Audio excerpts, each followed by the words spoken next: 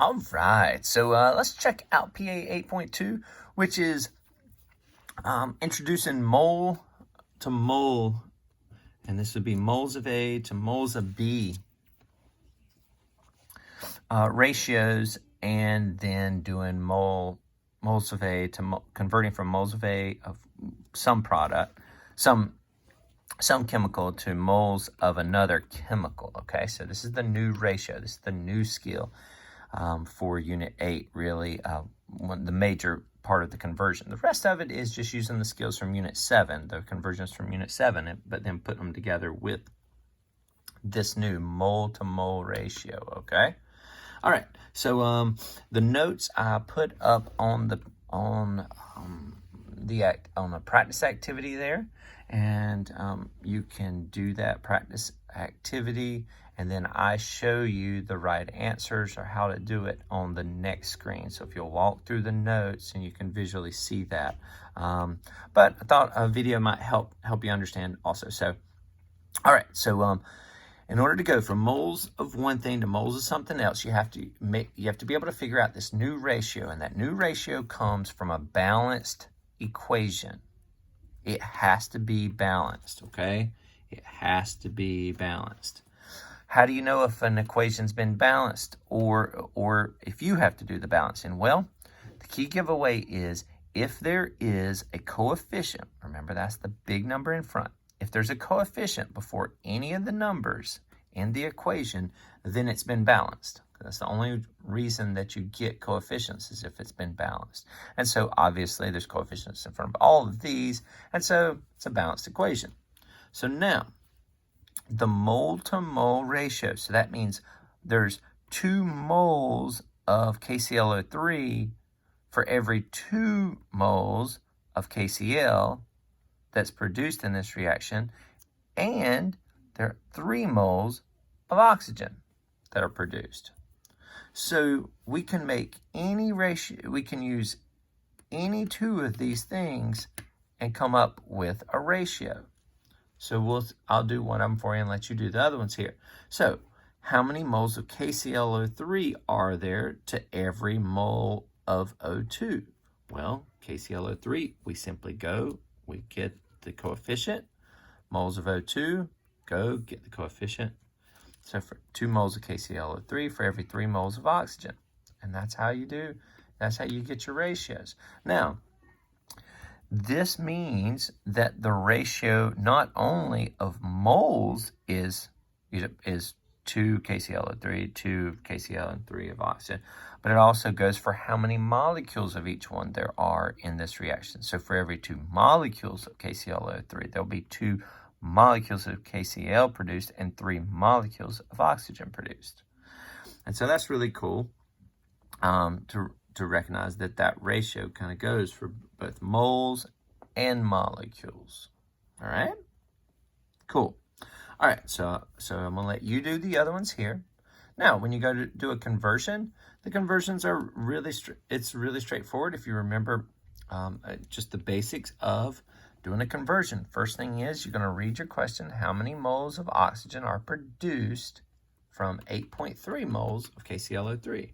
So this situation, you have 8.3 moles of KClO3, and you're wondering how much oxygen can you make from that? And so this is basic lab chemistry calculation. This is a skill you have to know to do any chemistry lab calculations. And we'll do the rest of them in the next couple of days, next couple of activities. So where does this given information go in our conversion chart?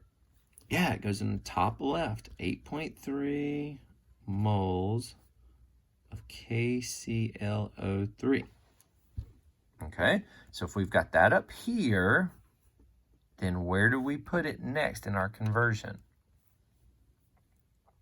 Yep, goes on the bottom, exactly. And so I'm going to show you I do to kind of get everything to fit a little better. I like to put my unit on the bottom and then my chemical on top. Again, these are the same thing. I'm just how I'm writing it takes up less space. All right, so I'm going to get rid of moles of KClO3, can I convert from moles of KClO3 to what I'm looking for here, which is moles of O2?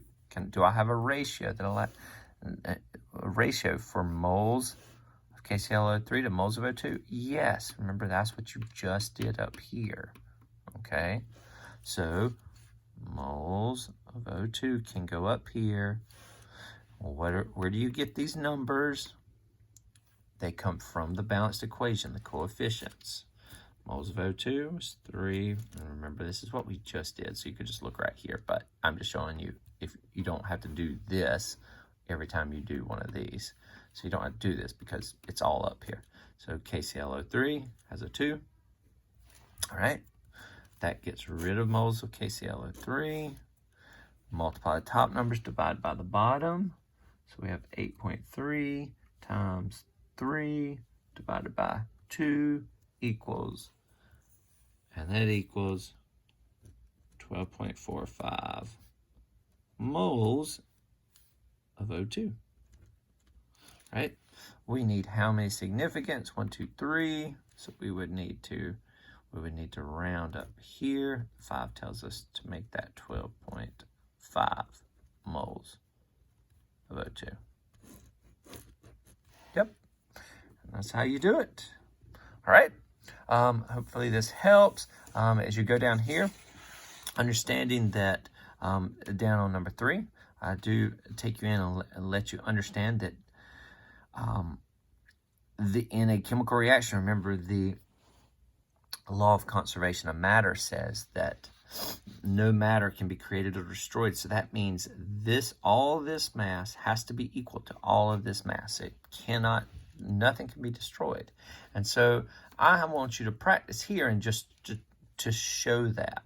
So you're going to find the molar mass of 1 C3H8. So find that molar mass and write it down. So C3H8, its molar mass is what? In grams. Okay. And then you have how many O2s? You have 5. That's right. So 5 O2s. What's its molar mass in grams? Well, that has to be, these two have to add up to this. Grams has to be equal to 3 CO2s. What is that in grams? And then add that to 4 H2Os. What is that in grams? Okay, and so you're going to put those amounts. Remember, this is 3 times the molar mass of carbon dioxide. This is 4 times the molar mass of H2O and 5 times the molar mass of oxygen. So make sure you multiply these. And then when you add these up, you should get exactly the same number. Okay, so cool. Well, glad I could help here. And drop me any notes if you have in the comment section, any questions you have, and I'll be sure to get to them. All right? We got this.